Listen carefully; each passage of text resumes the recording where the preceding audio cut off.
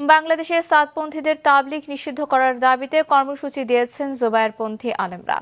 আগামী 10 জানুয়ারি বিক্ষোভ এবং 25 জানুয়ারি ওলামা সম্মেলনের ডাক দিয়েছেন তারা।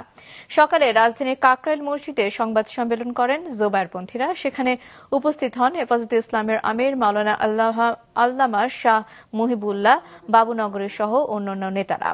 সংবাদ সম্মেলনে গত 17 ডিসেম্বর টঙ্গী ইজতেমা মাঠে সাতপন্থীদের হামলায় নিহত এবং আহত হওয়ার ঘটনায় জড়িতদের বিচারের দাবি জানানো হয়। অভিযোগ করা হয় দায়ীদের বিচারে গড়িমসি করছে সরকার।